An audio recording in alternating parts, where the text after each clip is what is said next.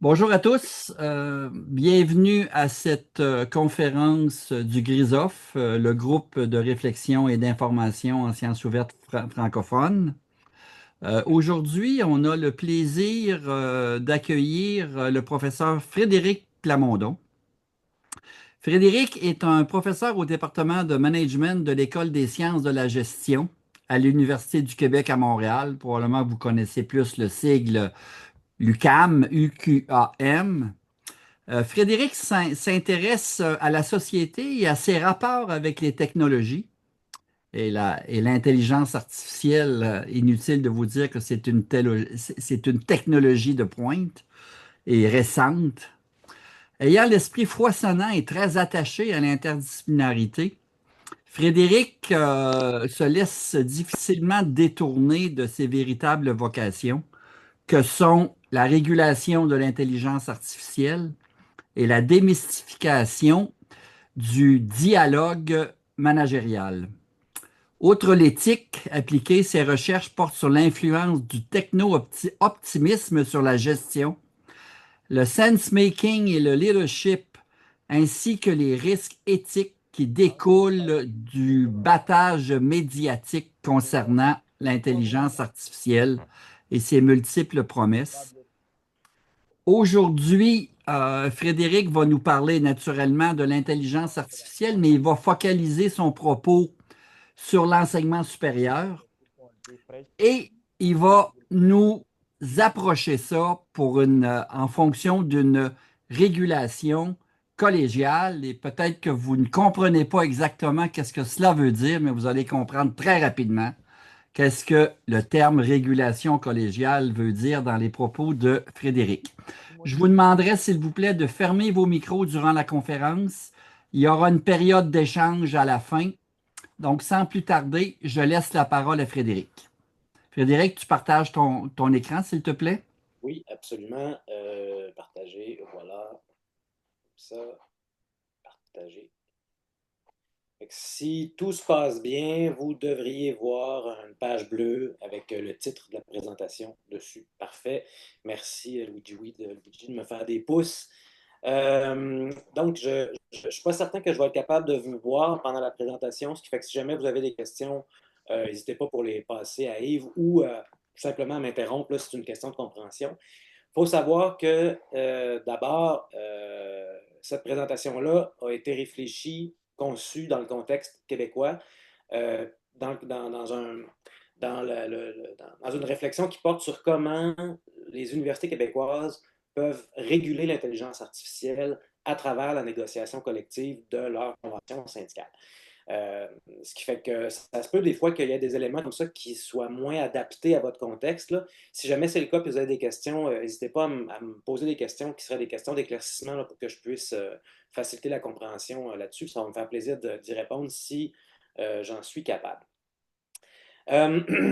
Commençons d'abord avec ça. Merci d'être là aussi. D'ailleurs, aujourd'hui, vous êtes nombreux. Je n'ai pas regardé la quantité de personnes qu'il y avait, mais on est plus de 60, un petit peu plus de 60. Ça fait que c'est génial, passer la bonne nouvelle, comme vous le pensez. L'idée de cette présentation-là, mon objectif principal, c'est évidemment de susciter un dialogue, un débat qui porte sur la régulation de l'intelligence artificielle dans nos sociétés puis dans nos communautés.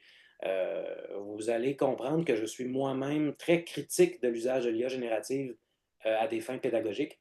Je le suis moins quand c'est des objectifs professionnels, mais à des fins pédagogiques, je trouve que ça ne sert pas l'intérêt de nos étudiantes et de nos étudiants généralement d'utiliser. En recherche, je m'en méfie aussi énormément pour des raisons qui sont à la fois techniques puis à la fois industrielles. Hein. C'est l'intelligence artificielle, on en parle souvent comme un outil. Dans ma perspective, l'intelligence artificielle, c'est un système industriel. C'est dans ce contexte-là que je comprends son développement et ses usages. Pour clarifier tout ça, là, je vais avancer la présentation. Vous allez voir si ce n'est pas bien sorcier.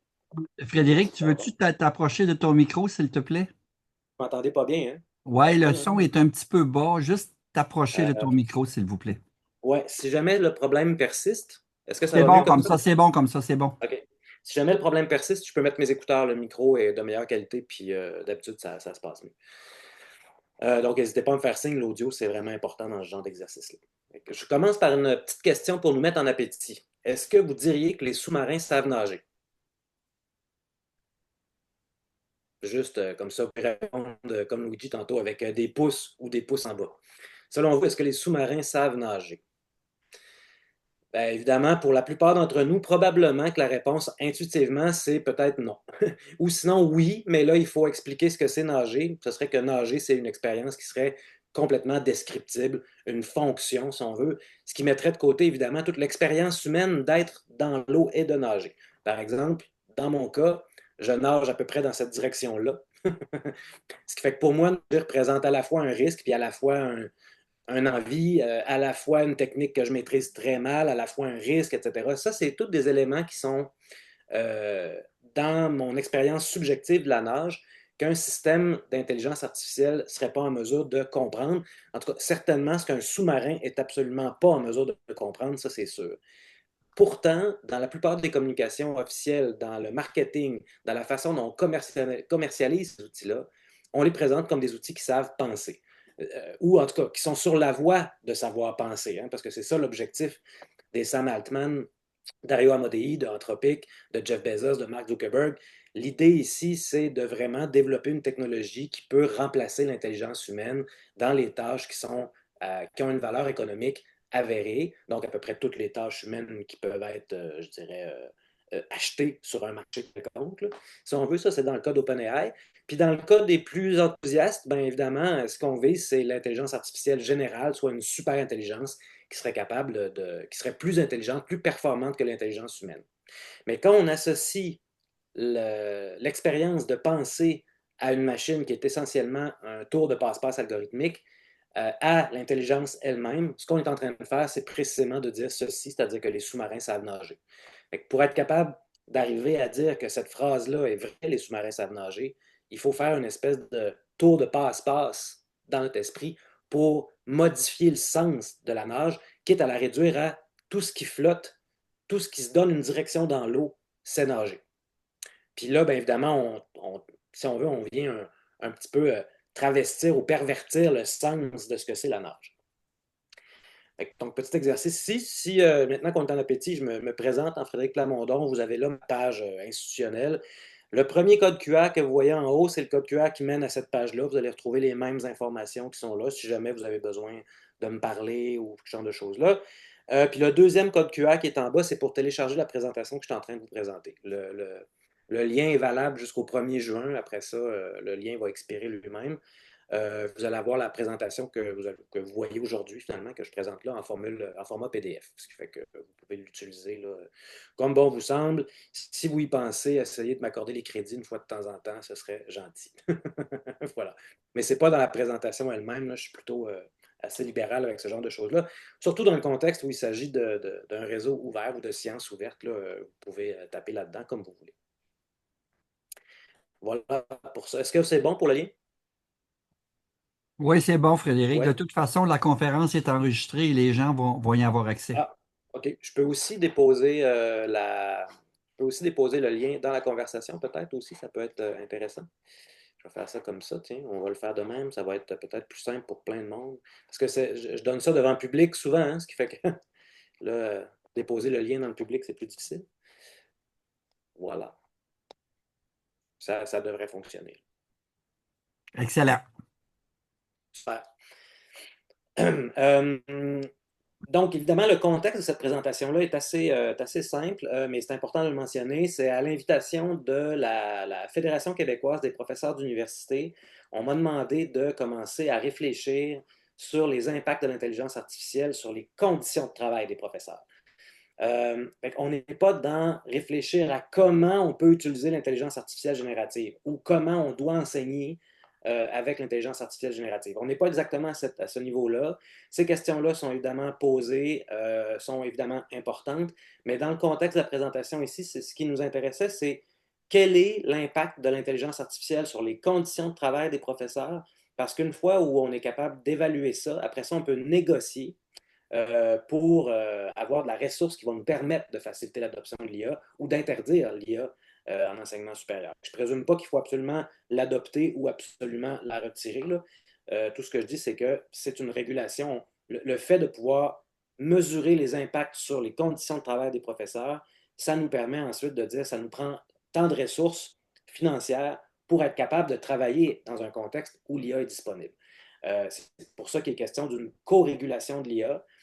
Puis je vais expliquer tantôt ce que je veux dire avec ça, mais dans ce cas-là, la co-régulation de l'IA, ce serait que dans le contexte de l'enseignement supérieur, donc du corps professoral, par exemple, de ceux qui travaillent en enseignement supérieur, dans ce contexte-là, on pourrait négocier comment on utilise l'IA, mais dans quelles conditions on peut utiliser l'IA. Par exemple, pour vous donner un exemple très concret, j'ai déjà enseigné à des groupes de 75-100 étudiants et étudiantes, puis là, on me dit, comme c'est arrivé à d'autres collègues, par exemple, que pour éviter l'usage de l'IA ou le plagiat algorithmique, le plagiat par l'intelligence artificielle, il suffit de faire des exposés oraux. Mais dans une classe d'une centaine d'étudiants, ça devient impossible à faire des exposés oraux. Ce qui fait que pour être capable de faire des exposés oraux dans une classe d'étudiants à l'université, ben, j'aurais besoin d'un groupe de 25 étudiants et non pas d'un groupe de 100. Ce qui fait que l'idée de négocier les ressources accordées à l'adaptation à l'intelligence artificielle, ça peut être ça aussi. Par exemple, de négocier avec une université et de dire, ben, au lieu de créer des groupes de 100 étudiants, il faut créer, maintenant qu'il y a de l'IA, des groupes de 25 étudiants pour garantir que l'évaluation des compétences là, soit rigoureuse. Mais je vais y revenir un petit peu plus tard de ça, c'était juste pour vous mettre un peu en appétit. Fait que la mission qu'on m'a donnée, c'est non seulement de faire une recherche là-dessus, mais c'est aussi de rédiger un guide qui porte sur la négociation du changement technologique. Qu'est-ce que ça implique de négocier ou d'essayer de co-réguler ou de réguler l'intelligence artificielle? Mon approche est non prescriptive, c'est-à-dire que je ne suis pas en train de dire il faut faire ceci ou il faut faire cela, il ne faut pas faire ceci, il ne faut pas faire cela. L'idée ici, c'est d'avoir une approche justement qui est de co-régulation. Vous remarquerez que j'utilise le mot régulation et non pas encadrement. Je ne suis pas encore à l'étape de poser une politique restrictive de l'usage de l'IA. Là n'est pas la question, mais d'explorer les formes que cette régulation-là de l'intelligence artificielle pourrait prendre dans le contexte de l'enseignement supérieur. L'idée ici, c'est de trouver une manière de réguler l'usage de l'intelligence artificielle de façon à ce que ce soit cohérent avec les aspirations collectives à la fois de la société, à la fois des professeurs, des chercheurs, des chercheuses, puis de nos étudiants. La raison est assez simple là-dessus, c'est que l'encadrement d'une technologie comme celle-là, dans le contexte de l'enseignement supérieur, fait face à des problèmes de fond, notamment dans la liberté académique. J'ai des collègues qui utilisent ces outils-là abondamment pour faire recherche, d'autres qui plutôt s'en méfient très, très profondément. Mais il faut trouver une façon de réguler la technologie qui puisse rendre compte de ces deux perspectives-là qui semblent contradictoires. Certains et certaines sont pour l'IA, d'autres sont contre l'IA.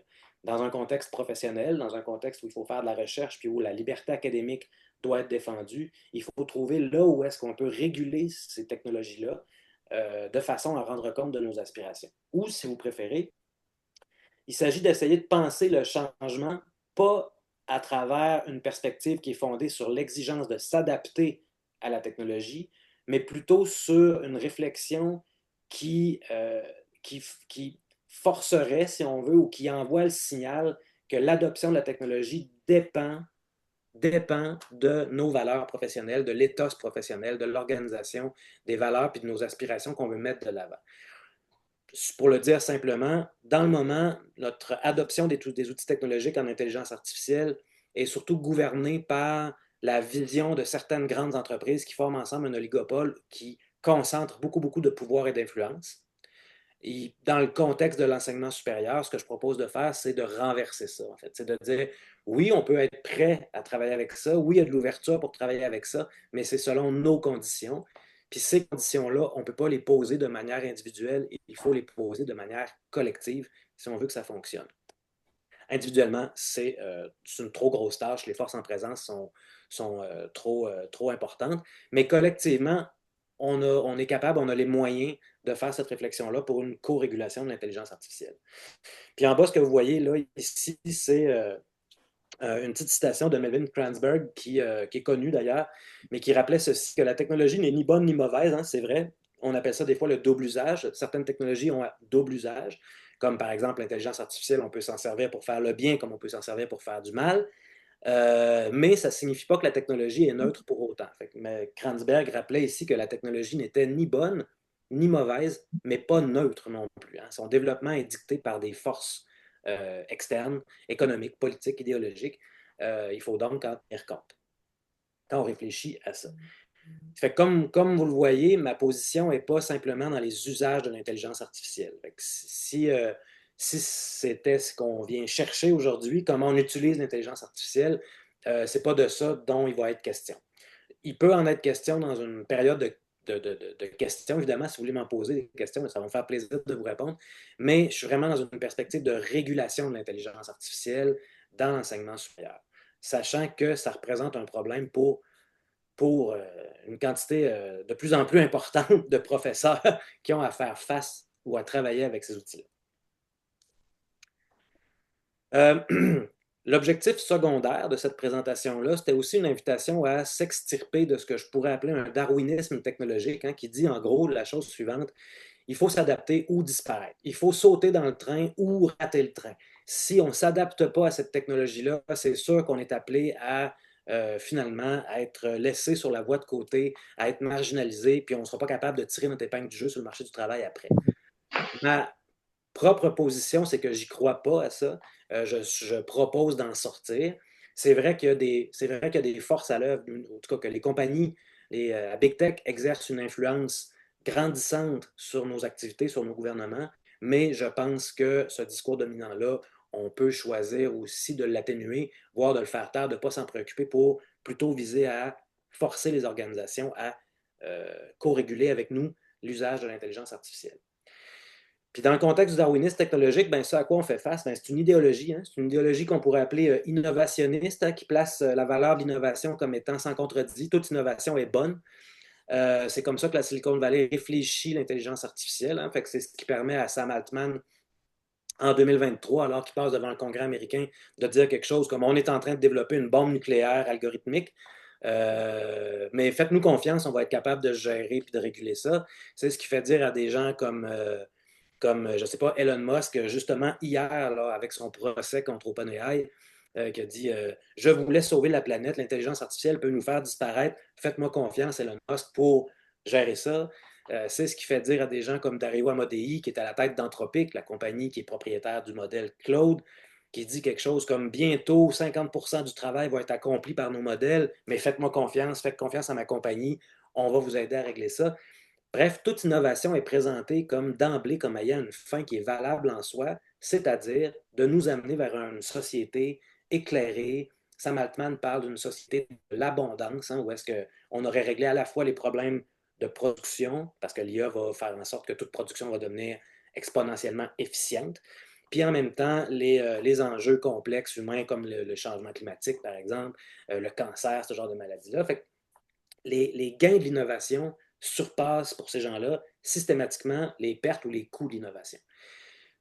C'est une fable, c'est un beau récit, c'est un récit qui sert notamment à exciter, si on veut, les investisseurs institutionnels qui veulent mettre de l'argent dans l'intelligence artificielle.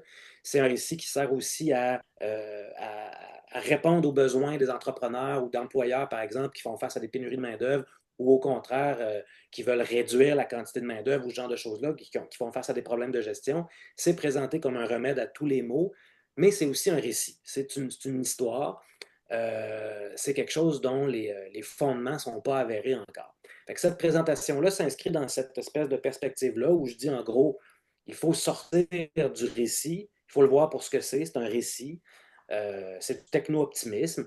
En même temps, ces outils-là peuvent avoir des usages qui sont tout à fait légitimes. Il faut donc sortir du mythe, démystifier ce que c'est l'intelligence artificielle pour qu'on puisse ensemble co-réguler l'intelligence artificielle. Puis à mon avis, ça va passer par une démarche qui est collective, qu'on ne trouvera peut-être pas dans la société civile d'emblée, mais qu'on va trouver dans l'action syndicale ou dans l'action d'organisation collective, de petits groupes de travail, de groupes employés, de voisins, de voisines, de quartiers, peu importe.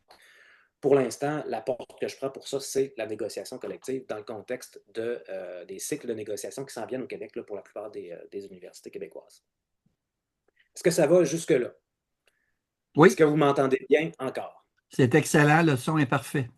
Parfait, super. Fait que si vous avez des questions, encore une fois, là, n'hésitez pas à noter-les à quelque part, puis vous pourrez me revenir à la fin là, si vous avez besoin de parler. Donc, le mandat qui m'était donné, hein, c'est en gros, c'était la rédaction d'un point de vue bien pratique, là, concret. C'était la rédaction d'un guide pratique qui porte sur les impacts de l'IA sur les conditions de travail, puis des pistes de réflexion pour discuter avec les employeurs de la régulation de l'IA. Puis cette piste de régulation-là, ces pistes de discussion-là, j'en avais plusieurs. La première, c'est s'attaquer au lexique de l'intelligence artificielle. Arrêter de parler de l'IA comme si c'était quelque chose de général, c'est quelque chose de très spécifique, notamment. On va voir quelle forme ça peut prendre tantôt. Ensuite, développer ou créer des espaces, des forums paritaires dans lesquels les employés, les travailleurs, les professeurs, dans mon cas ici, peuvent discuter avec l'employeur pour trouver des solutions aux problèmes causés par l'intelligence artificielle dans un but d'avoir un pouvoir exécutif réel, donc qui mène à une co-régulation de l'IA. Un exemple de ça, ça pourrait être la chose suivante. Quand on parle d'intelligence artificielle, on ne sait pas exactement de quoi on parle, fait qu'il faut spécifier. Fait qu'on pourrait dire quelque chose comme on ne parle pas d'intelligence artificielle comme un logiciel qui permet de jouer aux échecs, qui est somme toute de l'intelligence artificielle, mais assez restreinte, assez limitée. On parle de systèmes qui sont développés à partir de techniques d'apprentissage automatique. Quand on utilise ça pour faire de la recherche dans des groupes de 100 étudiants, on parle de contrôle parce que les étudiants échappent, si on veut, à la supervision du professeur. Ce qu'il faut faire, c'est être capable d'avoir un forum, une place où on peut discuter de ça avec l'employeur, puis dire à l'université, par exemple, au comité des études ou à la commission des études ou à la commission universitaire, donc qui font partie des espèces d'officines qui permettent de réguler et de gouverner une université. On peut dire, voici les problèmes qu'on a. On estime que dans une classe de 100 étudiants, c'est impossible de permettre l'IA. Fait qu'il faut réfléchir à quelles sont les ressources à notre disposition pour repenser la pédagogie. Ça peut aller de faut fournir des ordinateurs en réseau fermé aux étudiants jusqu'à on réduit la taille des classes. Mais à chaque fois, ça correspond à des ressources financières très, très réelles qui doivent être discutées. Si, par exemple, on se rend compte que l'intelligence artificielle générative crée une dépendance chez nos étudiants et nos étudiantes, ben, il faut avoir aussi un espace où on peut dire, par exemple, dans le comité paritaire, mes étudiants sont dépendants de cette technologie-là. À mon avis, ça pose un risque psychosocial, ça pose un risque pour le développement de l'indépendance professionnelle. Il faut donc l'interdire dans certaines situations. Là, on passe du comité paritaire à une co-régulation de l'IA.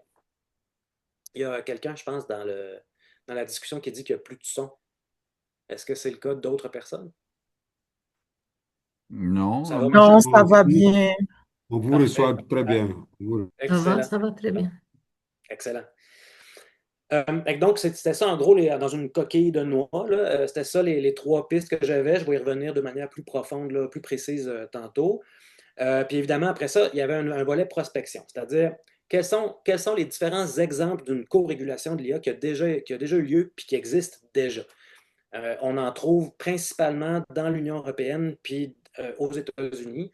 Je dirais le système syndical des différents pays de l'Union européenne diffère du système syndical en Amérique du Nord, ce qui fait que je me suis plus concentré sur des exemples qui viennent des États-Unis dans ce cas-là, mais on pourra en discuter là, tantôt là, pour essayer de vous orienter. Si vous avez de l'intérêt pour ça, pour vous donner des pistes pour trouver un peu ce qui se fait, là, surtout dans les pays de l'Union européenne. L'objectif d'une convention syndicale, c'est d'une chose de rendre les conditions de travail prévisibles quand il y a des changements qui opèrent. On a tendance à négocier comme ça, puis à faire un contrat de travail qui permet à l'employeur comme aux employés de prévoir comment réagir dans le contexte où certaines crises ou certains problèmes surviendraient. D'abord, donc, assurer une paix industrielle, ça veut dire être capable de prévoir comment on va réagir quand il y a des problèmes.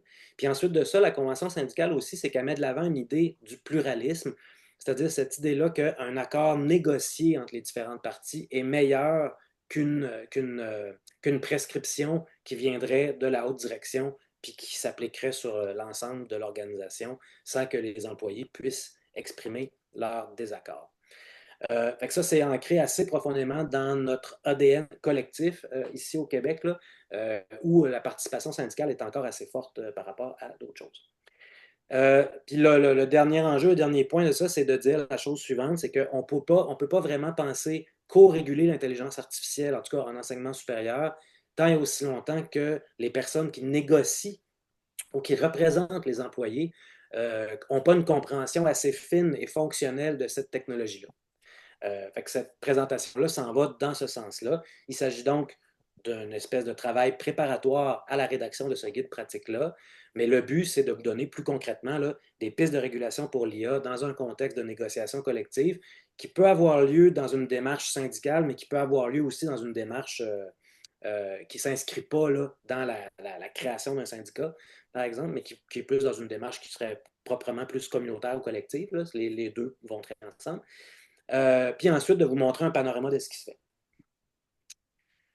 Donc, les constats de ma recherche jusqu'à maintenant. Les impacts de l'IA sur les conditions de travail des profs sont généralement peu documentés. La raison est assez simple, c'est un phénomène qui est très, très récent.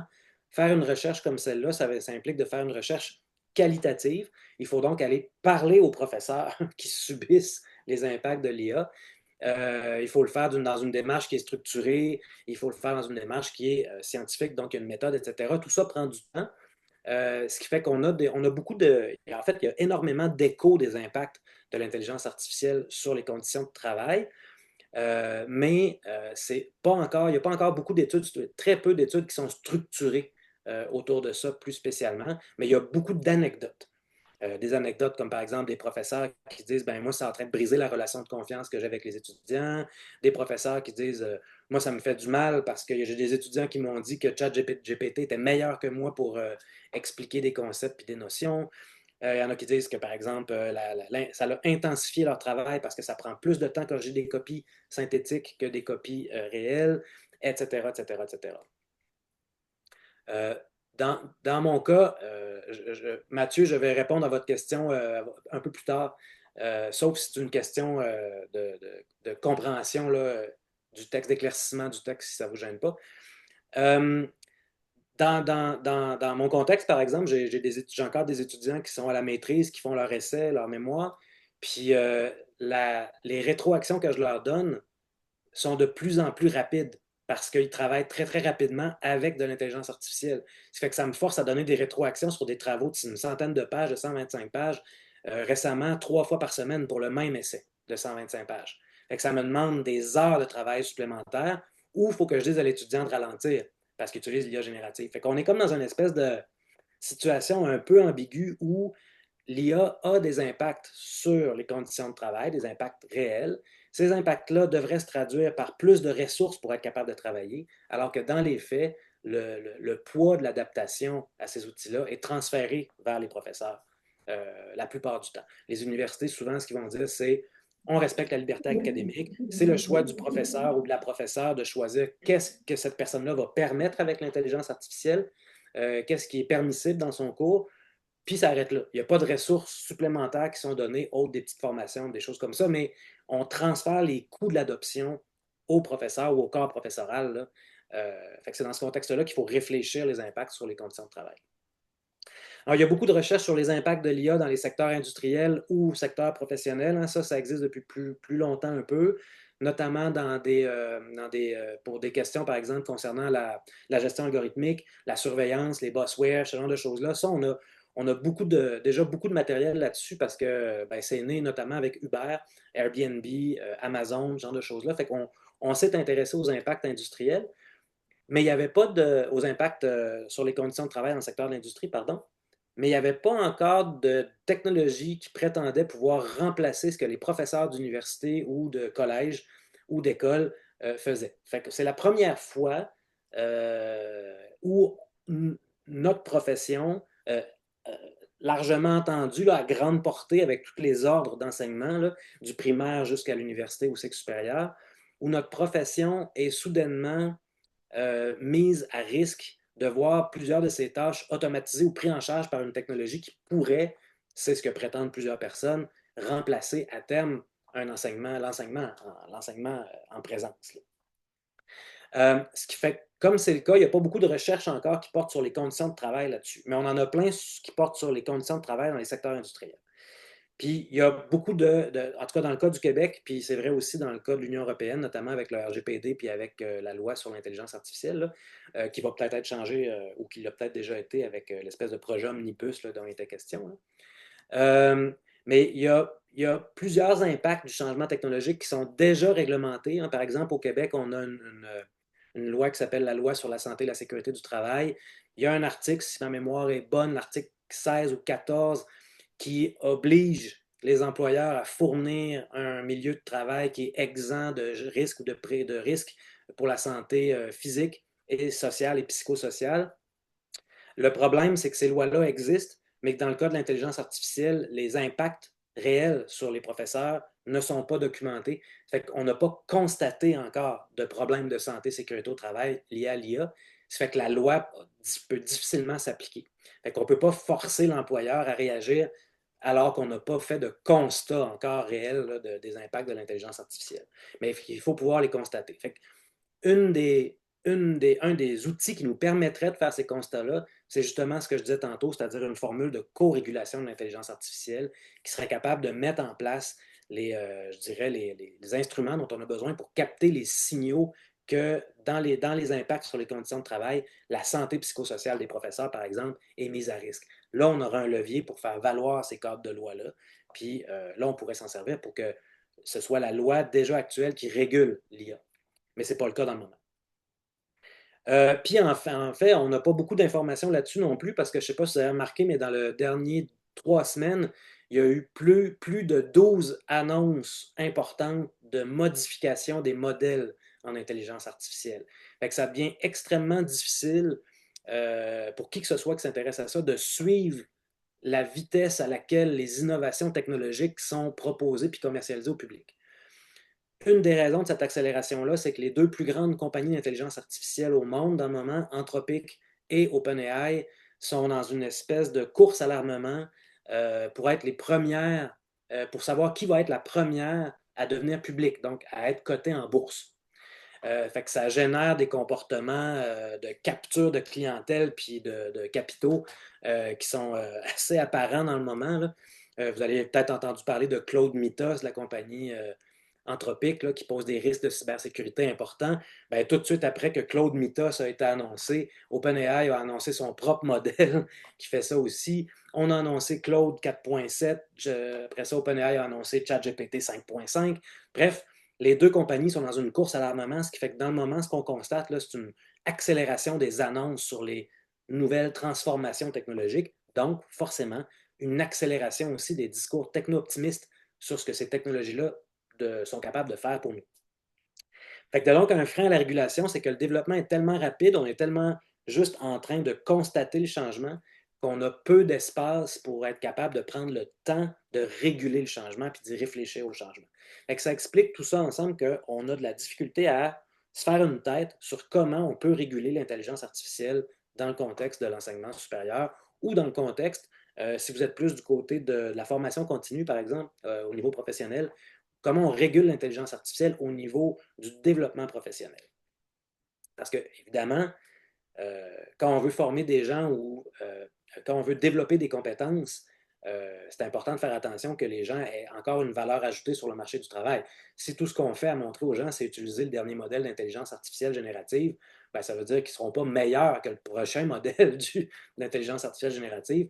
Fait qu'on ne les aide pas sur le marché. Fait qu'il faut être capable de les amener au-delà de l'intelligence artificielle. C'est pour ça qu'il faut être critique par rapport à ça, puis se poser la question comment, dans un contexte de développement de compétences, on peut réguler l'intelligence artificielle de façon à l'utiliser en fonction de nos aspirations. J'ai déjà parlé beaucoup d'intelligence artificielle. Maintenant, on va aborder la question de qu'est-ce que c'est exactement l'intelligence artificielle. Fait que vous savez à peu près où je me situe, où la présentation se situe, pourquoi c'est important d'y penser.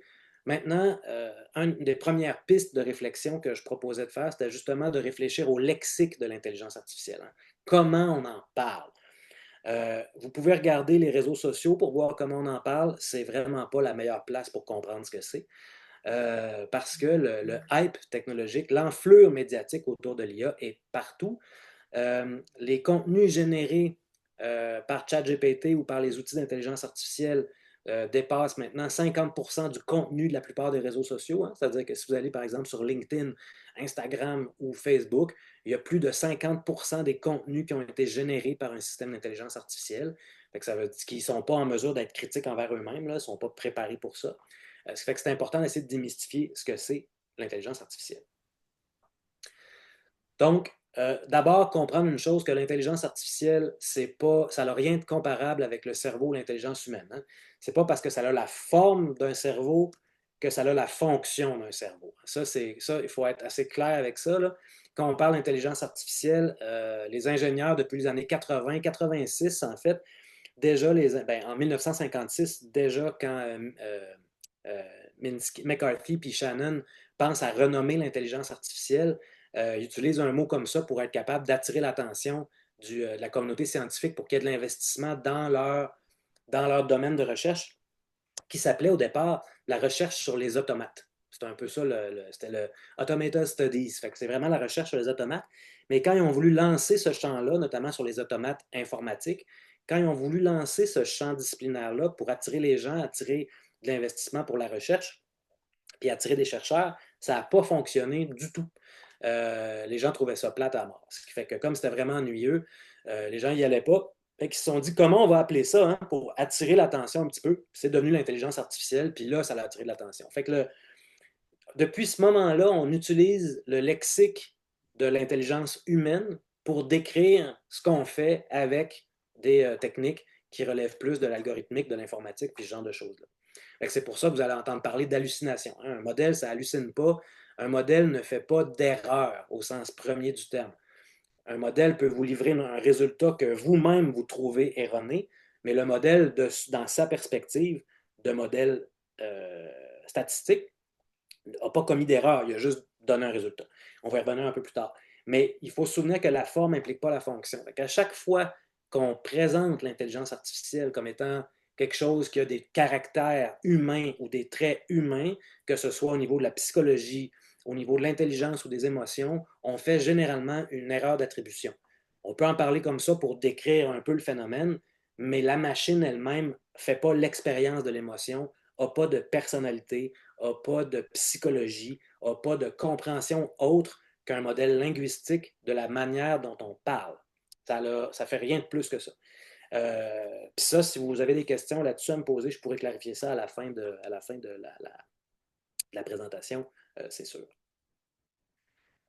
Donc, l'IA générative, c'est une technologie qui est avant tout probabiliste. C'est une technologie d'automatisation cognitive. La traduction littérale de l'anglais américain, IA français, signifie renseignement. Non, en fait, c'est Artificial Intelligence, c'est vraiment intelligence artificielle. C'est pas de. Il y a pas de.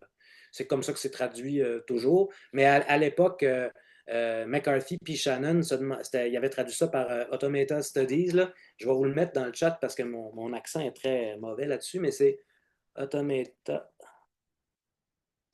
C'était comme ça que ça s'appelait la première version.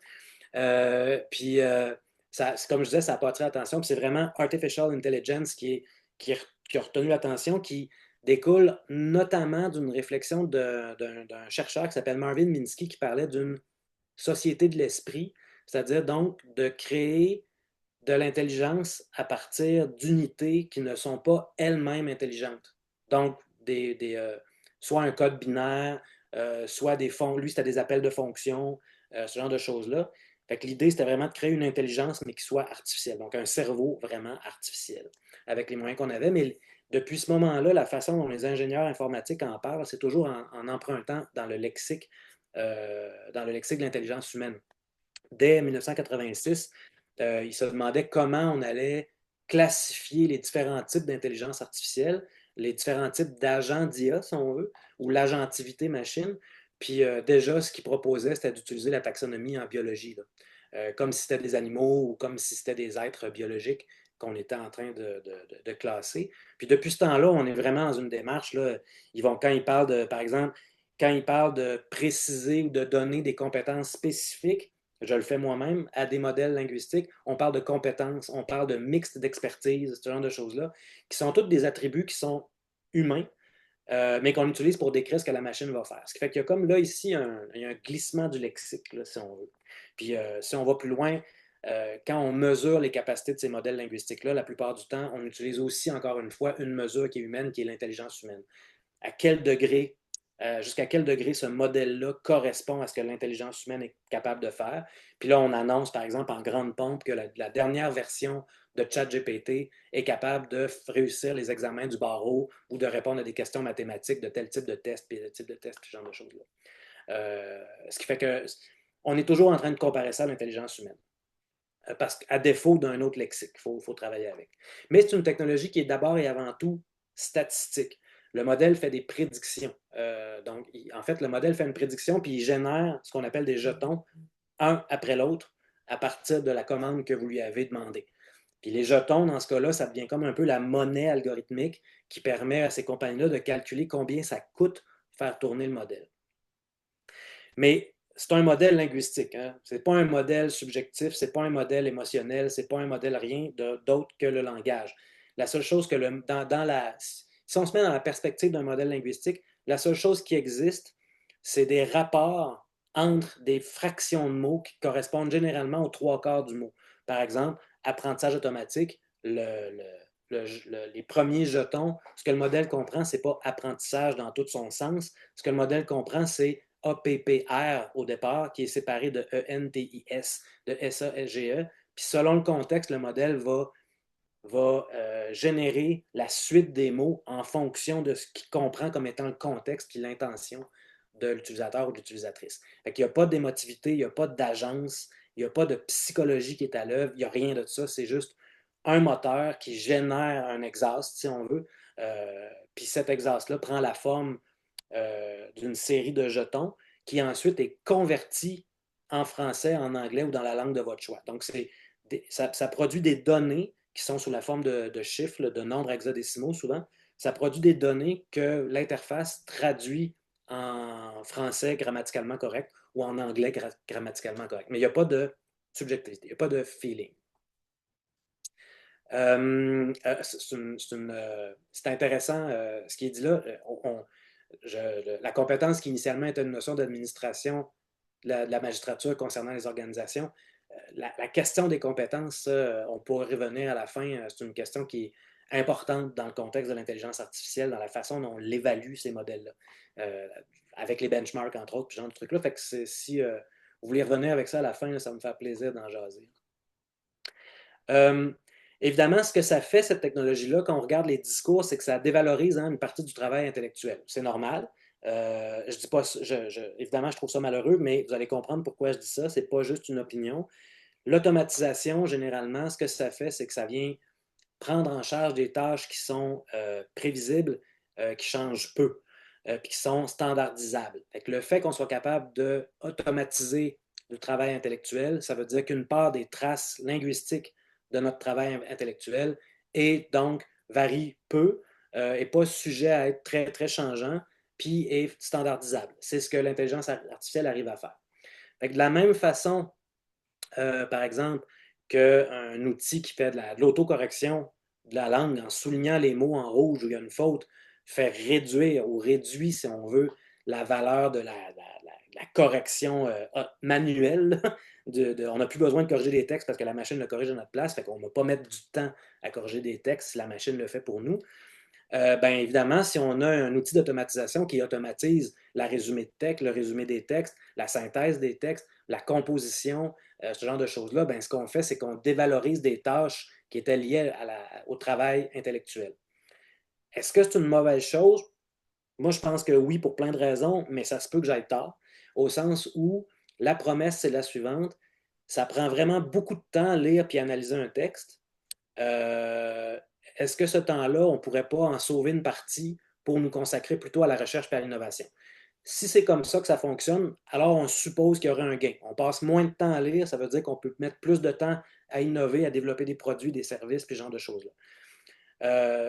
Ça, c'est la promesse. Moi, j'y crois pas beaucoup, mais c'est la promesse. Donc, l'automatisation, dans ce contexte-là, dévalorise les tâches liées au travail intellectuel. Puis si vous lisez les politiques d'utilisation des différentes universités, puis j'ai vu ça autant en Europe, aux États-Unis qu'au Québec, là, généralement, ils vont dire c'est la responsabilité des professeurs de choisir si oui ou non ils tolèrent l'IA et à quel degré dans leur cours. Mais sachez que l'IA peut vous être utile pour synthétiser des textes, structurer vos idées, structurer des textes, identifier des problèmes de recherche, ce genre de choses-là, qui sont désormais reconnus comme étant des tâches à peu de valeur ajoutée. En gros, c'est prenez pas de temps pour structurer votre texte, vos idées. Faites-le faire par un robot conversationnel, puis ensuite partez de ça pour commencer le travail. Fait que il y a comme une dévalorisation de ces tâches-là là, qui accompagne cet outil d'automatisation-là. Puis, puisqu'il y a une dévalorisation, il y a donc un risque de substitution. Ça veut dire ça veut dire on peut se mettre à penser que ces modèles-là sont suffisamment compétents pour remplacer certaines expertises. Puis ça, vous allez le voir assez fréquemment. Là, par exemple, il y a beaucoup, beaucoup de monde. C'est une des utilisations les plus populaires de ces outils-là. C'est d'utiliser, par exemple, ChatGPT Santé pour faire des diagnostics de santé. Les gens se réveillent en plein milieu de la nuit, puis soudainement utilisent je ne file pas bien, voici mes symptômes, qu'est-ce que tu en penses? Puis là, ben, ChatGPT va présenter, évidemment, c'est ça qu'il fait. Il ne va pas dire non, je ne suis pas médecin. Hein. Il va dire attention, je ne suis pas médecin, mais voici ce que je comprends de votre situation. Alors que ChatGPT ne vous voit pas, vous sent pas, vous touche pas. Bref, ChatGPT n'a aucun moyen de faire une analyse clinique de votre situation. N'est pas capable de faire une analyse différenciée de votre situation, n'est pas capable d'identifier, si vous ne le dites pas comment, n'est pas capable de dire ben, vous avez tel symptôme, puis là, il y a peut-être 3 ou 4 maladies là-dedans. On va maintenant travailler pour éliminer chacune des pathologies, voir ce que vous avez, puis après ça, on va penser aux tests, puis etc., etc. Là, ChatGPT ne peut pas faire ça. Ce qui fait que ce que l'utilisation nous dit, c'est qu'il y a vraiment beaucoup de monde qui ont l'impression que ces modèles-là d'intelligence artificielle ont des compétences puis des expertises qui peuvent remplacer euh, des rapports ou des interactions avec des professionnels, avec des experts, avec des expertes. Puis si vous allez, si vous allez, oui, absolument, même si dans les moteurs de recherche maintenant, il y a vraiment beaucoup d'IA générative, mais je vous suggère, si vous avez une curiosité et que vous préférez, comme moi, les moteurs de recherche plutôt que l'IA, je vous suggère d'aller voir ce moteur de recherche-là, qui est un moteur de recherche payant, mais qui est plus aisé à utiliser, qui fait un peu de bien, en tout cas, vous allez voir. Bref, intéressant. Fermeture de la parenthèse. Mais dans ce cas-là, même les compagnies, quand ils font du développement d'IA, hein, par exemple, quand ils font, on va développer ChatGPT éducation, on va lui donner certains profils d'expertise, ils appellent ça du MOE, donc du Mixture of Experts. Fait que là, ben, ce qu'ils font, c'est qu'ils vont prendre différents éléments des parties du modèle, si on veut.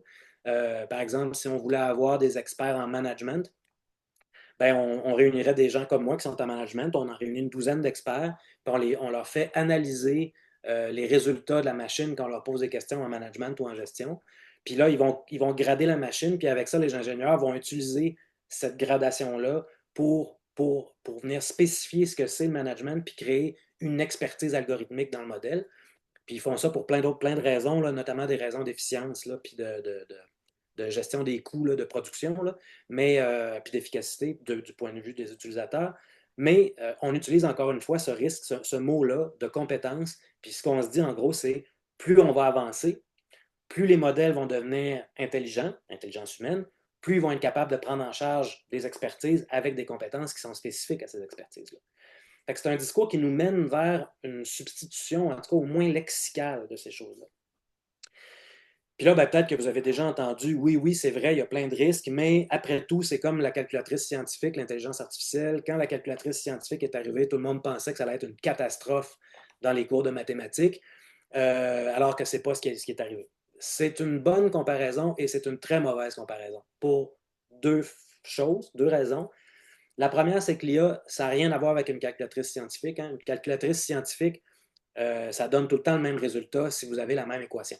Que vous soyez au Québec, que vous soyez en Chine, que vous soyez sur Mars ou dans une autre galaxie, la calculatrice scientifique va donner le même résultat si vous avez utilisé la même équation. Il n'y a aucun doute là-dessus. Ce n'est pas du tout comme une calculatrice scientifique parce que ce n'est pas du tout la même technologie. En même temps, on pourrait dire que d'une certaine façon, l'intelligence artificielle générative, c'est comme une calculatrice scientifique, au sens où moi, je suis un chercheur qualitatif, je ne suis pas un statisticien, je n'ai pas de compétences très profondes en statistique. Fait que même si je voulais utiliser une calculatrice scientifique pour faire une régression, par exemple, je ne saurais pas comment. Je n'ai aucune idée de comment ça fonctionne, je ne saurais pas comment l'opérer, je ferais n'importe quoi avec. Ce qui fait que la calculatrice scientifique est un gain pour des statisticiens ou des gens en statistique qui ont plus d'expérience que moi, mais c'est parce qu'ils connaissent déjà ce qu'ils veulent. Ils sont déjà en mesure d'évaluer le résultat. Puis parce qu'ils sont capables de faire ça, prendre des heures à calculer manuellement euh, une équation, c'est très long. Et que là, ils gagnent du temps réel parce qu'ils comprennent c'est quoi, puis ils sont capables de mesurer le résultat s'ils en ont besoin. L'IA générative, dans ce sens-là, c'est comme une calculatrice scientifique. C'est beaucoup plus utile à ceux et celles qui ont déjà une expertise, qui sont capables d'évaluer le résultat et qui ont déjà une attente spécifique sur ce qui s'en vient, que sur ceux qui ne sont pas capables de faire ça.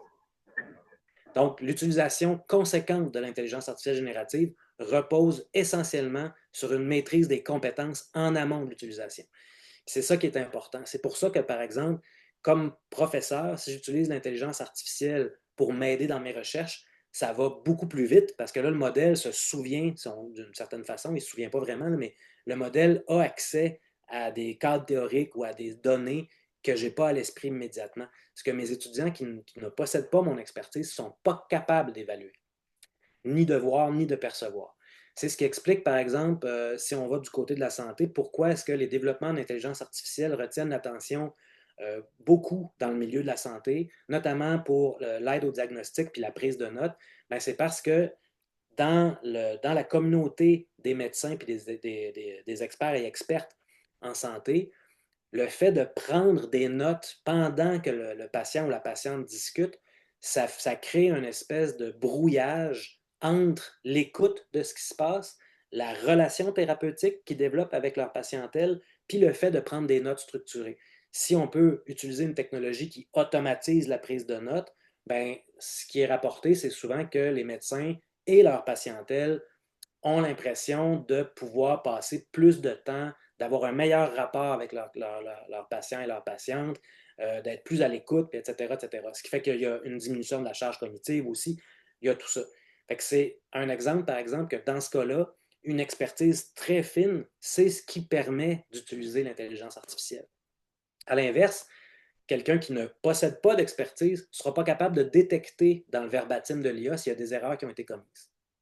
C'est là le danger. C'est pour ça que souvent, en tout cas, chez plusieurs experts, moi notamment, on a tendance à dire quelque chose comme ça, c'est que l'intelligence artificielle générative est beaucoup plus utile à ceux et celles qui en ont le moins besoin. C'est-à-dire c'est plus utile à ceux et celles qui ont déjà des compétences maîtrisées, avérées, mesurées par leur père, qu'à ceux qui n'ont pas de compétences. C'est pour ça que dans le contexte de l'enseignement supérieur, il faut s'en méfier quand c'est utilisé à des fins pédagogiques, puisque les étudiants et les étudiantes ne possèdent pas cette maîtrise-là, a priori.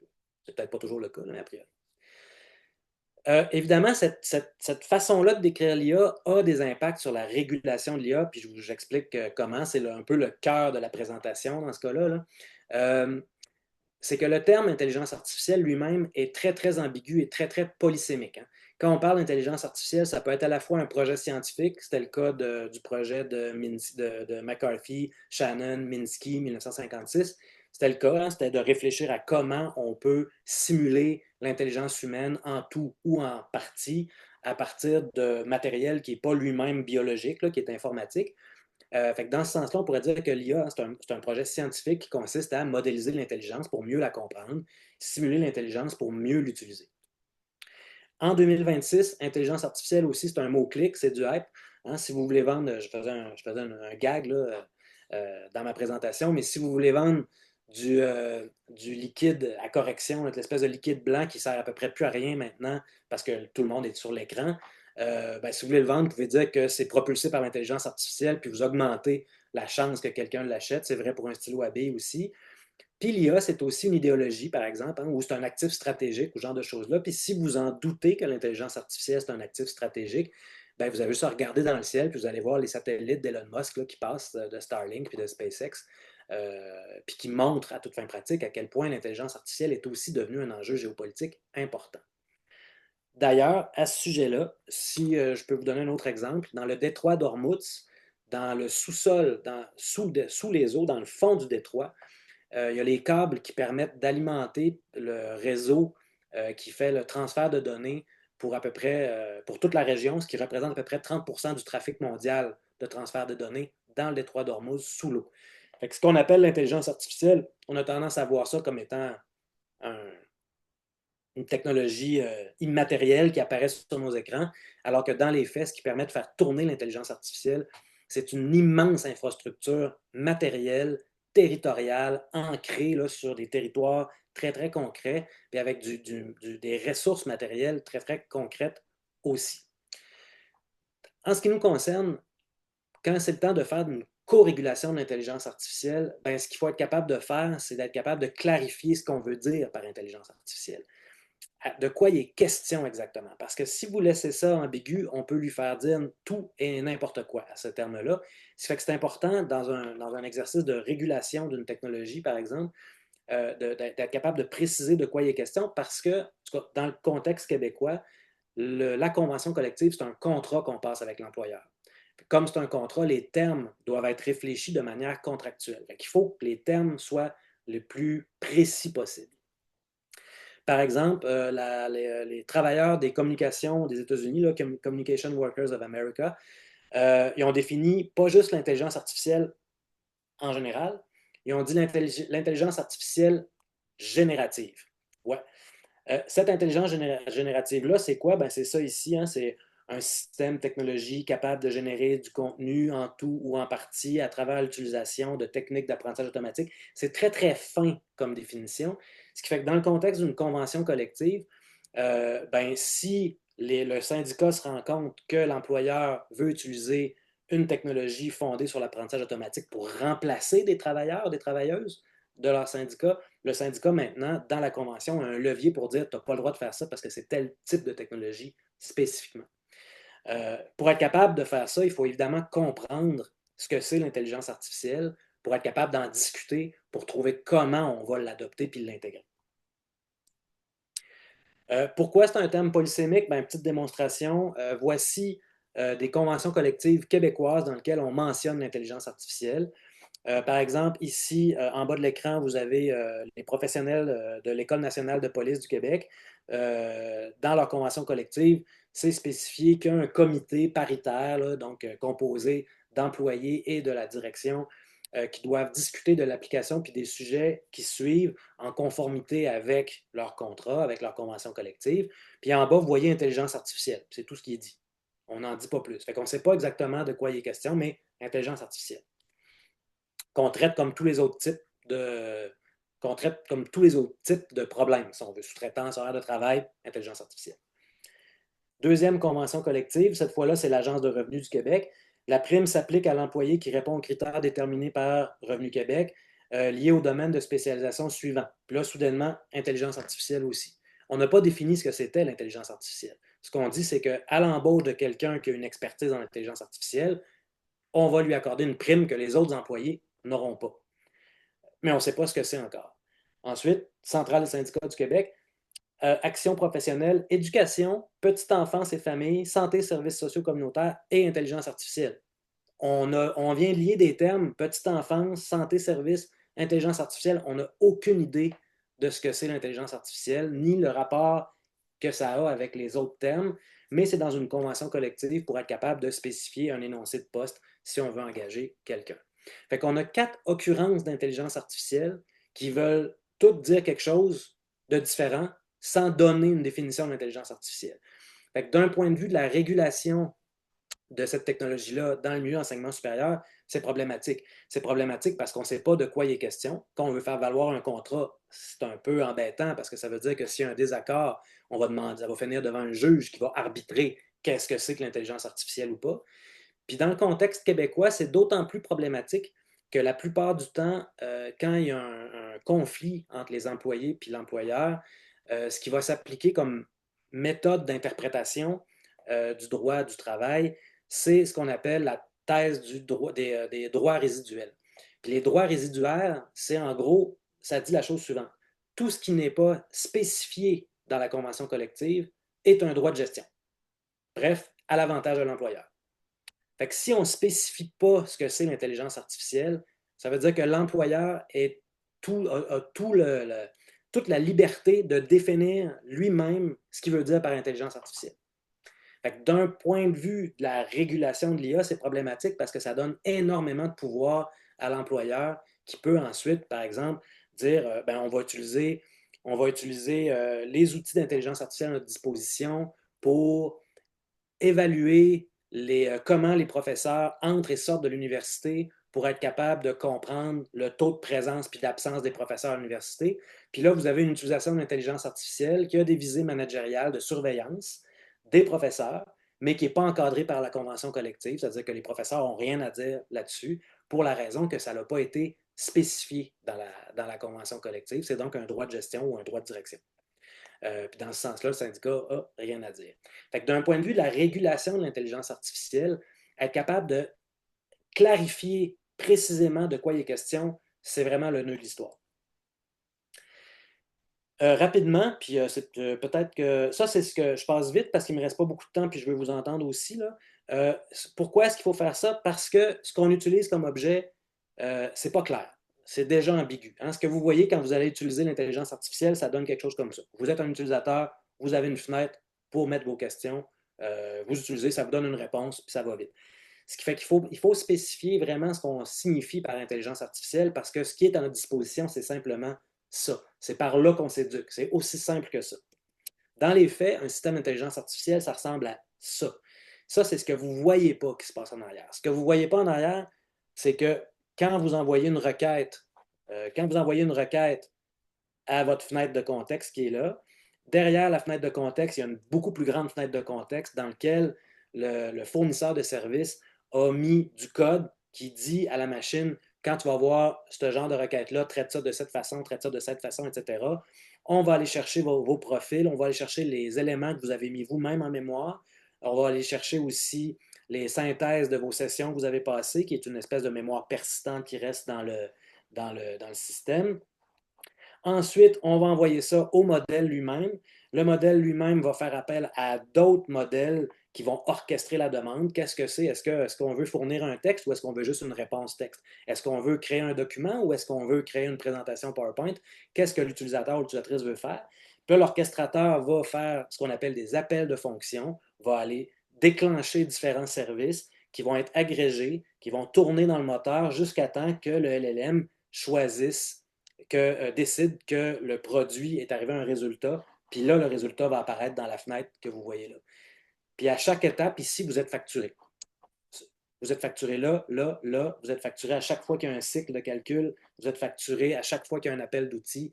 Puis à chaque fois, dans tout ce que vous voyez là, la réflexion du fournisseur de service, c'est comment je maximise l'usage, comment je diminue mes coûts de production et comment je maximise mes profits. Ça veut dire que la compagnie a tous les incitatifs pour modifier à votre insu comment le système fonctionne de façon à le rendre le plus coûteux possible pour justifier des hausses d'abonnement, par exemple, ou des coûts de pays ou ce genre de choses-là. Fait que si vous êtes en éducation supérieure, ce que ça implique, ce genre d'éléments-là, ça implique que si vous l'utilisez abondamment et que nos étudiants l'utilisent, ça implique que vous mettez littéralement la main dans une économie de rente où vous allez devenir dépendant d'un fournisseur de services qui maîtrise tous les éléments de la production jusqu'à la livraison du produit. Puis là, ce que vous achetez, vous autres, ce n'est pas le produit lui-même, c'est un accès au produit. Ce que ça veut dire, en gros, c'est que si vous achetez un téléphone cellulaire, vous avez au moins un produit dans les mains. Si vous n'aimez pas votre cellulaire, vous pouvez le jeter aux poubelles. Si vous n'aimez pas votre modèle, vous pouvez peut-être changer de modèle, là, mais dans les faits, ce que vous avez, c'est un accès, c'est une location. Vous êtes donc dépendant de quelqu'un qui vous loue un accès à un système d'intelligence artificielle.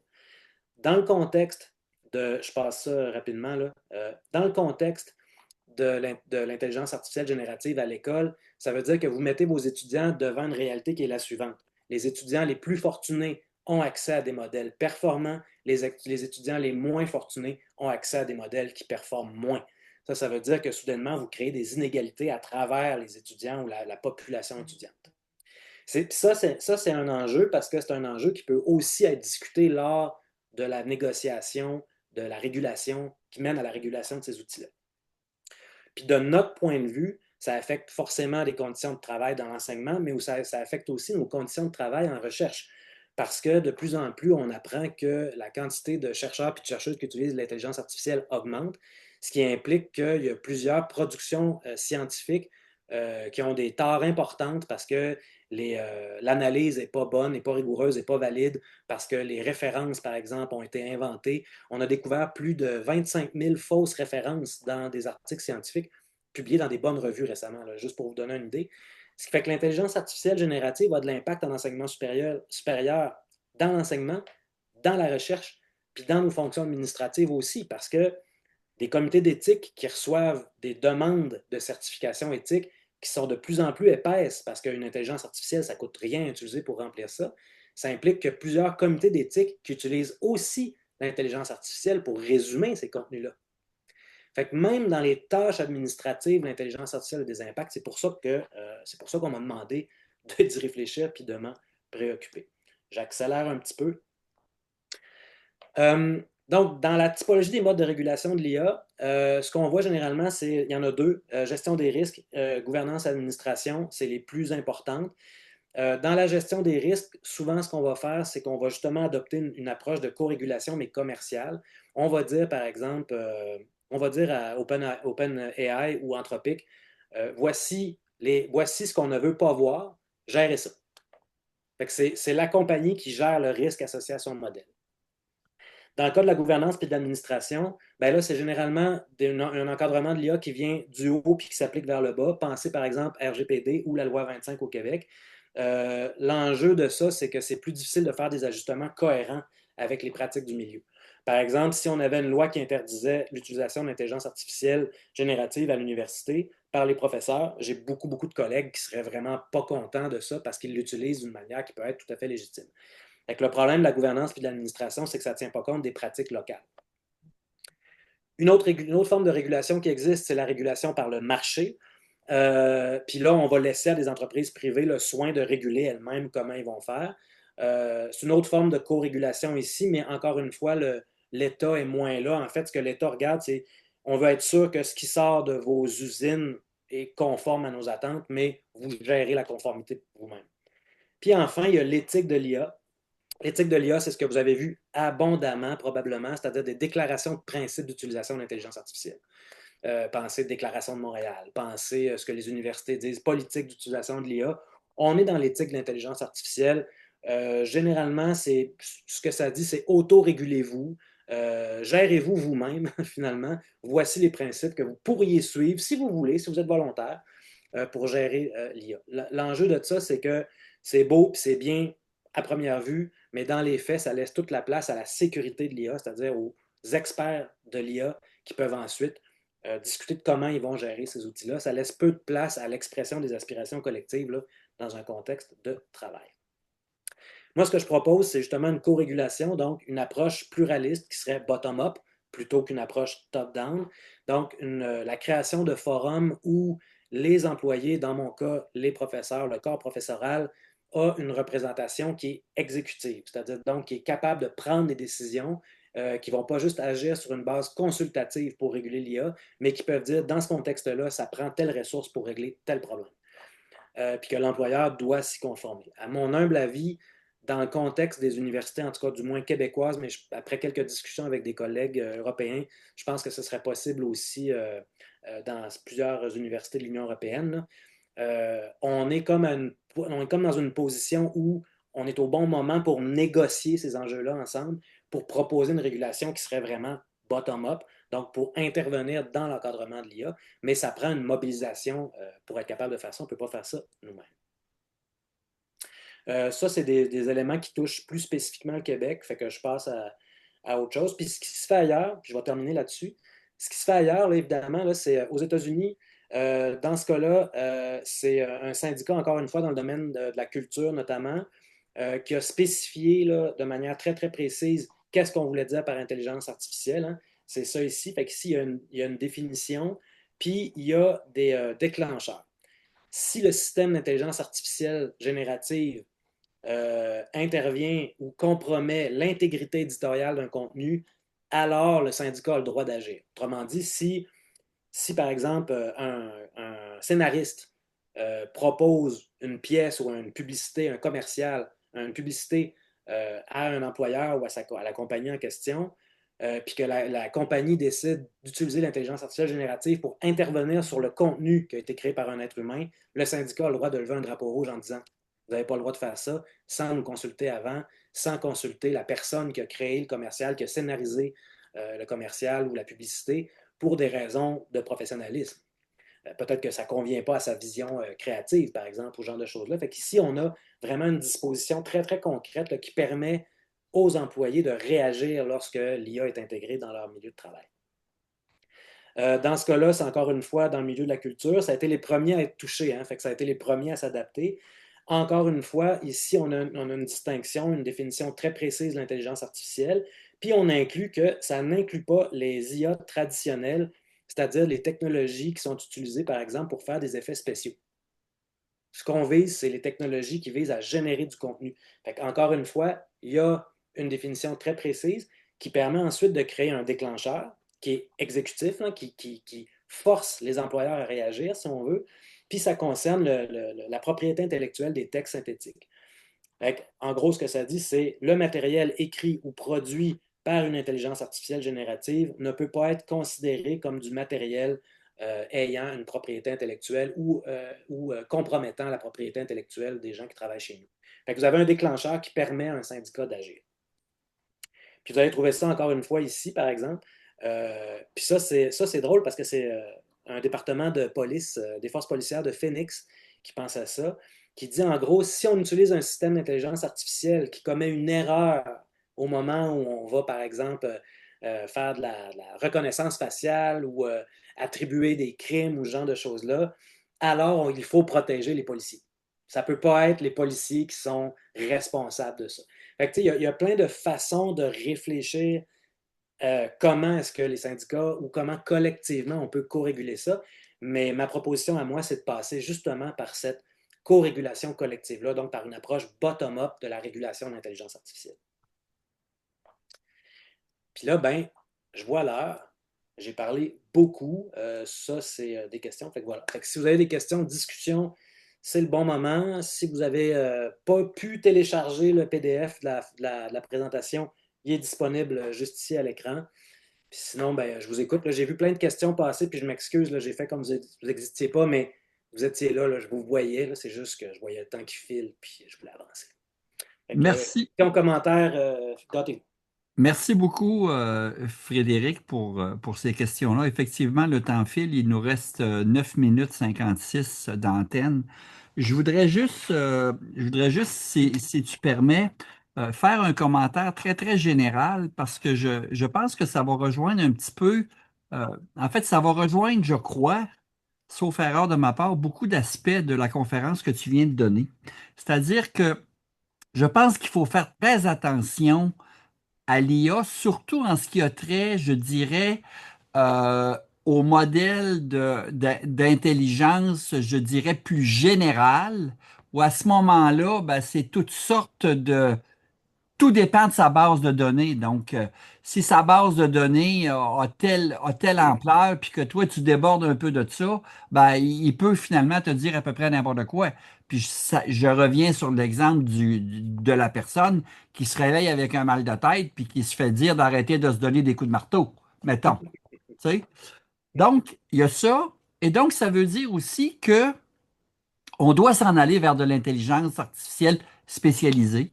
Mhm. Et juste pour donner un exemple très vite, pour ceux qui le connaissent, on a un ami tunisien qui est à Tunis, qui est pneumologue et qui a créé un algorithme pour l'aider non pas la détection, mais dans le diagnostic précis de la fibrose interstitielle. Mhm. Et ça marche merveilleusement bien. Donc, tout ça pour dire que dans certains cas, oui, ça va aider beaucoup, mais dans d'autres cas, il faut faire attention. Donc, il faut être prudent et ça demeure un outil prudent. Écoutez, il reste quelques minutes. Quelques minutes. Si vous voulez poser des questions, levez la main. Écoutez, vous êtes beaucoup en ligne, vous êtes 80. Je vais essayer d'aller voir sur les autres pages si j'ai du monde. Puis peut-être juste pendant que tu fais la petite vérif, faire un écho à ce que tu as dit, en fait. Puis ça, c'est important parce que paradoxalement, ou en tout cas, contrairement à ce qu'on pense, un système d'intelligence artificielle ou un modèle d'intelligence artificielle n'a pas de base de données. C'est une mémoire qu'on appelle paramétrique. C'est Ouais. pour ça que c'est pour ça que c'est pour ça que c'est problématique de l'utiliser à des fins très générales, par exemple, comme tu as dit, sans avoir de vérificateur ou sans avoir une technologie qui permette de valider les résultats de l'IA. C'est parce que comme une fois que l'entraînement est terminé, le modèle lui-même ne se souvient pas de ces données. C'est pas comme une base de données, par exemple, sur un tableur Excel ou ce genre de choses-là. Ce qui reste, c'est des paramètres avec différents poids statistiques qui sont attribués au rapport entre les différentes portions de mots, si on veut, portions de texte. Mais il y a pas de mémoire. En fait, c'est précisément ce qu'on veut éviter. On ne veut pas que le modèle se souvienne de ces données. Ce qu'on veut que le modèle fasse, c'est qu'il génère du nouveau contenu. Puis s'il se souvient de ces données, ça veut dire qu'il va systématiquement reprendre ce qu'il y a déjà dans sa mémoire. Ça veut dire que ça a moins de valeur ajoutée que si ça générait du nouveau contenu à chaque fois, si on veut. Fait que Exact. d'un point de vue du développement industriel de ça, c'est beaucoup mieux d'avoir des modèles qui génèrent du contenu qui semble nouveau, innovant, qui est pertinent pour l'utilisateur ou l'utilisatrice, que d'avoir du contenu qui est valide. En même temps, ils se sont rendus compte que beaucoup de monde utilisait ça comme des moteurs de recherche. Un moteur de recherche, c'est pas mal moins, oui, il y a un élément probabiliste, là, mais un moteur de recherche, c'est en tout cas, c'était beaucoup plus valable ou beaucoup plus valide qu'un modèle, justement parce que c'est capable d'utiliser un algorithme qui cherche dans des bases de données et non pas dans une espèce de modèle avec une mémoire paramétrique, si on veut, qui n'a rien à voir avec une base de données. Fait que l'idée là-dedans, c'est d'essayer de construire une architecture logicielle qu'on ne voit pas, hein, qui est pas visible pour l'utilisateur moyen, qui génère des réponses appropriées dans lesquelles il intervient des éléments qui sont de l'intelligence artificielle, puis d'autres qui sont des éléments traditionnels qu'on connaît depuis 25-30 ans, là, comme Exact. l'analyse de sentiments ou ce genre de choses-là, par exemple. Il y a un commentaire dans le chat que j'aimerais te lire et Ouais. qui vient de quelqu'un que je connais bien, Paul Demonque, qui est au Refresh. Et donc, qui dit ceci, et puis c'est profond. Plus la médecine devient technologie, plus la relation devient thérapeutique. Pourrions-nous dire que plus l'enseignement intégrera l'intelligence artificielle, plus la relation avec l'enseignant aura un rôle pédagogique essentiel? Je suis assez d'accord avec cette lecture-là, en fait. Je pense que l'intelligence artificielle nous pousse lentement, mais sûrement, dans le meilleur des cas, c'est ça ma seule, ce serait ça ma nuance. Dans le meilleur des cas, l'intelligence artificielle nous pousse à changer notre approche pédagogique de façon à la rendre plus relationnelle, plus proche de l'être humain, plus proche des considérations humaines pour faire de nous plus des coachs, faire du mentorat, de l'accompagnement réel. Ça, ce serait le souhait, si on veut. Dans les faits, ce qu'on risque plutôt de voir, si je regarde les éléments, ce qui se place là, c'est pas. Parce que c'est assez différent, évidemment, qu'un contexte thérapeutique. Là. Dans le contexte de l'enseignement, le nerf de la guerre pour le financement, c'est souvent la quantité d'étudiants qui sont inscrits dans les groupes. Fait que Ouais. c'est le nombre d'inscriptions qui détermine les ressources qui sont attribuées à un groupe. Ce qui fait que, puis il y a une grande compétition entre chacun des universités pour être capable, évidemment, d'attirer des gens dans des programmes qui sont en compétition. Ce que je vois, moi, plutôt, c'est que l'intelligence artificielle est utilisée comme une technologie productive, ou en tout cas est vue comme une technologie productive. Puis ça, ce que ça fait, en gros, c'est assez simple, c'est vous êtes capable de produire plus, vous êtes capable de faire plus de capacités, mais ça ne veut pas dire qu'on va vous autoriser à réduire votre temps de travail. Ça veut dire qu'on peut augmenter votre capacité de traitement. Ce qui risque plutôt d'arriver, puis ça m'inquiète beaucoup, c'est plutôt de dire, grâce à l'intelligence artificielle, par exemple, vous pouvez faire de la correction beaucoup plus rapidement. Fait qu'on peut donc grossir vos groupes de 100 à 125 étudiants. À OK. l'inverse, là où les universités vont opter pour une approche plus relationnelle, plus profonde, plus proche de l'étudiant, ben, c'est les universités qui ont des ressources pour donner le contexte ce contexte d'enseignement-là. Puis ça, par définition, c'est souvent les universités qui sont privées, qui sont très, très bien financées, etc. C'est moins le cas des universités qui sont publiques. Fait que OK. Le ça, temps de peut-être une question, parce qu'il nous reste 3 minutes. Je vais passer la parole à M. Jean-Marie Agossou. S'il vous plaît, ouvrir votre micro, peut-être votre caméra, et allez-y rapidement, s'il vous plaît. Oui, alors, bonsoir à tous. Je tiens d'abord à remercier Monsieur Hervé pour d'avoir fait conduire cette communication et au professeur Frédéric pour cette communication qui est vraiment instructive, hein. J'ai vraiment appris pas mal de choses sur l'intelligence génératrice. Vous voyez aujourd'hui, le monde est en train d'être changé. Et il faut aussi noter que voilà, les relations entre professeurs et les étudiants, c'est un peu compliqué aujourd'hui, vu que tu donnes des exercices aux étudiants rapidement avec l'intelligence artificielle, tu trouves les données et ils te plaquent les données. Là, la relation entre l'humain est en train d'être fragilisée par aujourd'hui de l'intelligence artificielle. Et rapidement, pour les mémoires de thèse, soit les mémoires de master ou soit autres, c'est l'intelligence artificielle qui essaie quand même de faire une grande partie de cette recherche. Même en médecine, comme vous l'avez expliqué, c'est beaucoup étudié par la médecine. Moi, j'ai été étonné lorsque j'ai vu un médecin en train de chercher au fait les types la lutte contre telle maladie sur le portable, après quand même de donner ses réponses à un patient. Ça m'a un peu fait un tic. Et est-ce que réellement c'est là où vient en fait ma question. Est-ce que réellement on peut avoir cette certitude que tout ce que l'intelligence artificielle sort, et c'est cohérent, c'est logique, on pourra l'adopter?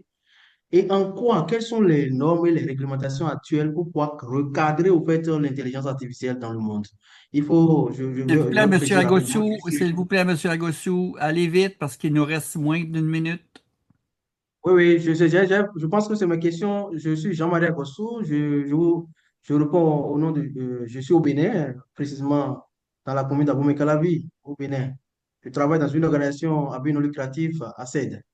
Merci. Ben, en fait, c'est une bonne question. Puis elle rejoint aussi ce que M. Agaman disait dans la conversation. Euh, Premièrement, est-ce qu'on pourrait arriver à une situation où les systèmes d'intelligence actuels sont capables de donner des réponses qui sont toujours valides? Ben, répondre non, ce ne serait pas très scientifique. Je pense que oui. Je pense qu'ils vont trouver des solutions par rapport à ça. Là. Si on regarde comment ils se sont perfectionnés dans les derniers 6 mois, déjà, ça envoie un signal. Ça, c'est une chose. Maintenant, savoir si c'est une bonne chose, ça, je suis moins certain. La raison est la suivante, c'est que le fait que l'IA donne des réponses qui soient toujours valides, ça pourrait être intéressant dans la mesure où l'IA appartient à tout le monde. Le problème, c'est que l'IA appartient à certains groupes industriels qui ont énormément de pouvoir. C'est une économie de rente, comme je le disais. C'est une économie dans laquelle on loue l'accès. Ça veut dire qu'on serait dans une situation où les systèmes d'IA peuvent répondre à toutes les questions de ceux et celles qui ont les moyens de le payer. Puis ça, de mon point de vue, c'est très problématique. Fait que ça demande une réflexion assez profonde. L'autre question, c'est est-ce qu'on peut réguler l'IA dans ce contexte-là? Ben, contrairement à ce que M. Agaman a dit, ben, je pense que oui, pour la raison que l'IA n'est. M. Agaman, pour rappel, disait la chose suivante, l'une des difficultés de la régulation, c'est le fait que l'IA n'est pas une réalité saisissable, elle se régénère rapidement et donc échappe à toute saisine de contrôle et de régulation. Ben, c'est faux. Au sens où l'IA n'est pas du tout insaisissable. L'IA est insaisissable à travers votre téléphone, c'est sûr, mais ce qui fait travailler votre téléphone, c'est le fait qu'il y a des antennes 5G à gauche et à droite qui sont des infrastructures matérielles. Il y a des gens qui travaillent là-dedans, il y a des ingénieurs qui pensent ces là. Il y a des compagnies, des bureaux, des câbles souterrains, des satellites, des centres de données. Tout ça, c'est très matériel et tout ça se régule sans aucun problème. Puis il y a déjà il y a, par exemple au Québec, au Canada, pardon, il y a, je pense, c'est le Manitoba qui est en train de réguler l'usage de l'intelligence artificielle générative pour les adolescents parce qu'on se rend compte que ça a des effets délétères sur les adolescents et les adolescentes. Fait qu'ils sont prêts à l'interdire. Donc, dans les faits, la difficulté de la régulation tient à peu de choses. La première chose, c'est que on craint l'influence de ces joueurs-là qui pourraient retirer les billes de notre marché. La deuxième chose, c'est qu'on a l'impression justement que c'est tellement gros que c'est pas gérable ou ingouvernable parce que c'est trop gros. Puis la troisième chose, c'est parce qu'on a l'impression que ça existe de manière immatérielle alors que c'est jamais le cas. Il y a une technologie avec ça. En fait, la plupart de l'intelligence artificielle dans le moment existe de manière sous-marine. C'est des câbles qui transportent les données, puis des centres de serveurs qui sont eux-mêmes très, très territorialisés. Il y a pas de, je ne vois pas, moi, de frein réel, si on veut, physique à la régulation de l'intelligence artificielle, même si je vois des freins économiques, géopolitiques, financiers à la régulation de l'intelligence artificielle, mais ça, c'est une question de volonté politique puis de gestion des affaires, de gouvernance des affaires. Là. Il y a pas de. Moi, je vois pas vraiment rien de concrètement, matériellement impossible à gérer. Là. Mais c'est Ben, sûr qu'une compagnie qui, quand on a un être humain qui vaut 600 milliards de dollars, qui vit au-delà de toute forme de conséquences, puis qui est capable qui gère à lui tout seul des satellites qui permettent à des nations de travailler puis de se défendre contre des envahisseurs, c'est sûr que la régulation est difficile, mais il n'y a pas de frein réel, concret à la régulation. Merci beaucoup, Frédéric. Si vous permettez, je vais devoir accélérer. Sur la fin, je vais vous annoncer nos prochaines conférences qui vont terminer la saison 25-26. Et donc, la prochaine conférence sera donnée par le professeur Sidouan Kai du Vietnam, qui va là nous parler d'un sujet totalement différent, la prise en charge mondiale du syndrome de l'apnée du sommeil en faveur des pays de faibles et moyens revenus, pourquoi et comment. Donc, cette conférence-là va avoir lieu le 21 mai. Suivra le 28 mai la conférence du doyen, M. Jean Sébilia, de la Faculté de médecine de Strasbourg. Pour ceux qui ont suivi un petit peu la Faculté de médecine de Strasbourg, vous savez qu'au cours des 20 dernières années, elle a subi d'énormes changements. Et donc, Jean a été l'artisan de plusieurs de ces changements-là. Et il va nous parler du projet de la Faculté de médecine maïeutique et des sciences de la santé de Strasbourg, un engagement pour la formation, la recherche, l'innovation et la responsabilité sociétale. Donc, on rejoint un petit peu les intérêts du RIFRES. Suivra le 4 juin l'avant-dernière conférence qui sera donnée par Étienne Lemarié, qui est le cofondateur avec moi du GRISOF. Et donc, Étienne va vous parler de intelligence artificielle et sciences ouvertes. Et finalement, je vais clore la session 25-26 le 11 juin. On l'a abordé un petit peu tantôt. Vous savez que la science ouverte, ça veut dire aussi publication. Ça veut dire plateforme de dépôt de ces données-là, de ces textes-là. Et donc, ça demande une réflexion sur la révision par les pairs. Et donc, je vais tenter de vous résumer les dernières avancées sciences ouvertes et révision par les pairs. Et ça va terminer la session 25-26. Si vous avez des idées de conférences, si ça vous tente de participer à nos visioconférences, je dirais mensuelles, pour pas dire parfois bimensuelles, il y a même des mois où on a des conférences à toutes les semaines, c'est de préférence toujours le jeudi. C'est soit à l'heure normale de l'Est ou soit à l'heure avancée de l'Est. Donc, c'est soit 9 heures le matin, heure du Québec, ou soit 10 heures le matin, heure de Québec, à l'heure normale. Donc, vous nous envoyez vos sujets et ça va nous faire plaisir d'y répondre. Ben, merci beaucoup, Frédéric, de ton temps et de ta générosité. Et je vais cesser l'enregistrement.